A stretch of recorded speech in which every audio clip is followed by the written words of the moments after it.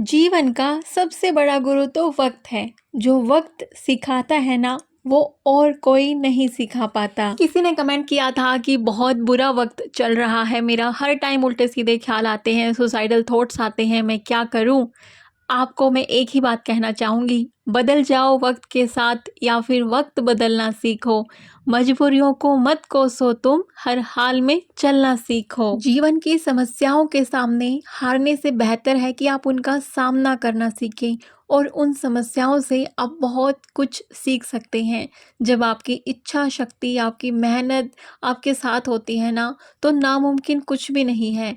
और जब भी आपको लगे कि मेरा बुरा समय है, तो समय कभी नहीं रुकता, बुरा है तो अच्छा समय भी आएगा।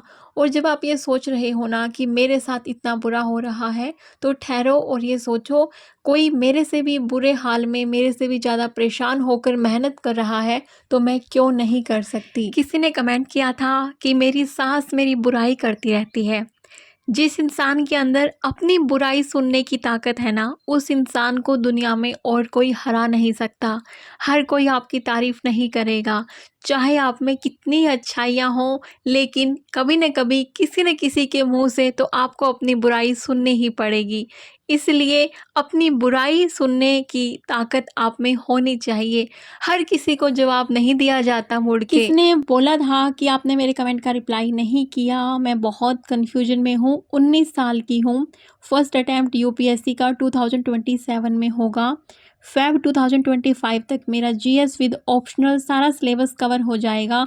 बाकी के 2 साल मैं कहाँ यूटिलाइज़ करूँ। और मैं फुल टाइम एस्पिरेंट हूँ, लेकिन मुझसे फुल डे पढ़ा नहीं जाता। फुल डे तो किसी से भी नहीं पढ़ा जाता डियर। मैं वही बोलती हूँ, जो ये बोलते हैं ना कि यार हमारे पास तो हाउस हेल्पर भी नहीं है, हम कैसे पढ़ाई करें, हमारे पास टाइम ही नहीं है। यार जिनके पास टाइम है उनसे भी पूरा दिन नहीं पढ़ा जाता, किसी से नहीं पढ़ा जाता। अगर आपका जो एग्ज़ाम है 27 में है और आपका सिलेबस कंप्लीट हो गया है, फिर आपको मतलब मुझे समझ में नहीं आ रहा आपको प्रॉब्लम क्या है। बिना पढ़े और बिना कंसिस्टेंसी मेंटेन किए तो आपने अपना ये सिलेबस नहीं किया होगा कंप्लीट, जो आप ये बोल रहे हैं कि फरवरी 2025 तक हो जाएगा कंप्लीट। तो अभी एग्ज़ाम होना है, वो एग्ज़ाम आप दे नहीं पाओगे एज क्राइटेरिया की वजह से। लेकिन जिस दिन एग्ज़ाम होगा 25 मई को, आप ये मन में ठान के चलिए कि आपका एग्ज़ाम हो रहा है 25 मई को, और आप उस हिसाब से अपनी तैयारी, अपने मॉक टेस्ट लगाते रहिए। फिर जो 25 मई को एग्ज़ाम आएगा इवनिंग टाइम पे, वो आप नेक्स्ट डे उसी टाइम के दौरान अपने रूम में उस एग्ज़ाम को देके देखना। उसके बाद आपको पता लगेगा कि कहाँ पे आपकी कमियां हैं, और आपके पास बहुत सुनहरा मौका है खुद को चेक करने का। उसके बाद आप अपनी रिवीजन कर सकते हैं। कोई फ्रेंड सर्कल में है आपके, उनके साथ ग्रुप स्टडी कंटिन्यू कर सकते हैं, क्योंकि रिवीजन 2 साल तक आप ऐसे बुक उठा के तो नहीं कर पाओगे। लेकिन मैं एक बात ज़रूर कहना चाहूँगी कि करंट अफेयर के साथ खुद को लिंक रखिएगा, करंट अफेयर डेली पढ़ते रहिएगा। उससे आपकी जो वोकैब है वो भी इम्प्रूव होगी, आंसर राइटिंग आप कर सकते हैं। लेकिन जो ये 25 में एग्ज़ाम होगा, उसको अपना एग्ज़ाम समझ के घर बैठ के ज़रूर दे के देखना। फिर आपको पता लगेगा कि किस एरिया को आपको इन 2 सालों में अच्छे से रिवाइज करना है। हाउसवाइफ अगर पढ़ाई करना चाहती हैं, तो मैं 2 ईजी तरीके बताती हूँ पढ़ाई करने के, कि वो किस तरीके से ईजीली पढ़ाई कर सकती हैं।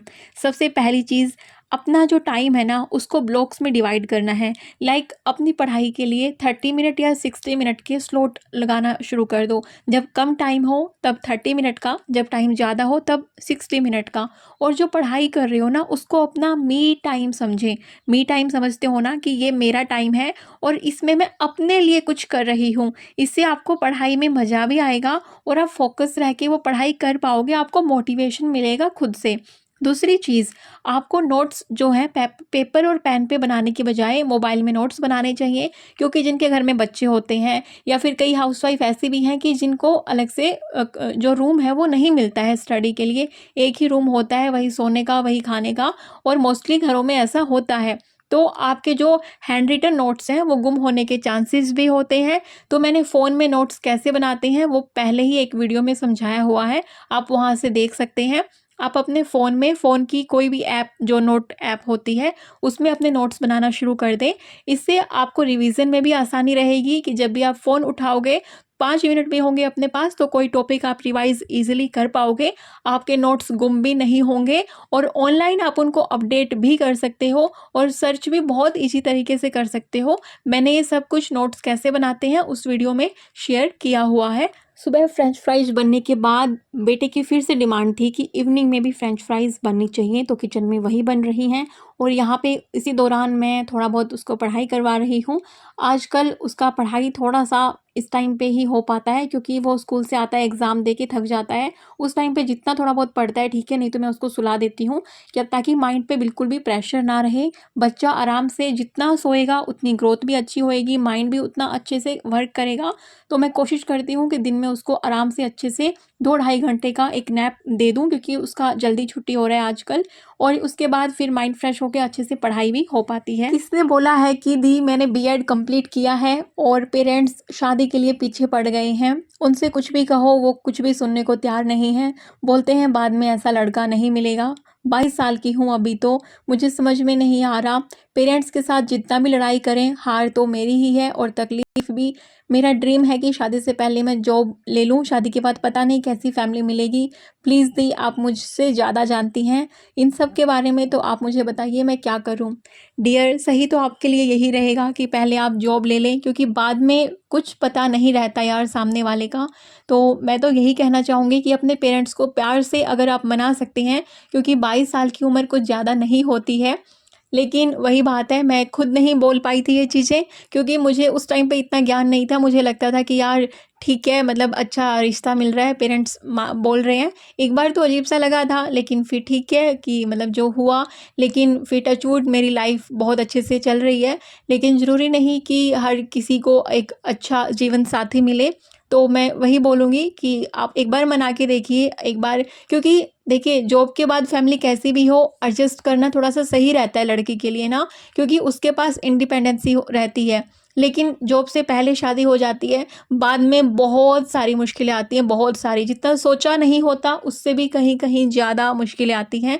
और एक मदर होने के नाते एक लड़की होने के नाते आपकी मदर तो समझ ही पाएँगी ना लड़कियों की प्रॉब्लम, तो पापा भले ही ना समझें, एक बार मम्मी से बात करके देखिए और क्या पता आपकी मम्मी आपके पापा को मना ले। यही मैं कहना चाहूँगी क्योंकि ज़्यादा ज़ोर ज़बरदस्ती हम अपने पेरेंट्स के साथ में नहीं कर सकते हैं, जितना प्यार से समझा पाएँ उतना अच्छा है। किसी ने पूछा है कि 2 महीने बाद मेरा एग्ज़ाम है, बहुत डिमोटिवेशन फ़ील होता है, सुबह उठा भी नहीं जाता और पढ़ाई नहीं हो रही, क्या करूँ? इस टाइम पे पढ़ाई करने के लिए आपको फ़ोकस होना पड़ता है, लेकिन ज़्यादा लंबे टाइम तक आप फ़ोकस नहीं रह पाते हैं, यही मेन दिक्कत है। छोटे-छोटे गोल बनाने हैं, उन गोल को ऐसा करना है सेट कि मुझे ये जीतना है और उसके बाद खुद को थोड़ा-सा रिवॉर्ड भी देना है। अपनी सक्सेस को विजुअलाइज़ करना है। अपने गोल को अचीव करने के बाद आप क्या-क्या फ़ील करेंगी, आपके पेरेंट्स क्या फ़ील करेंगे, उन चीज़ों को पॉजिटिव माइंड से अपने माइंड को इस तरीके से पॉजिटिव और मोटिवेट करके आप अपनी पढ़ाई कर सकते हैं।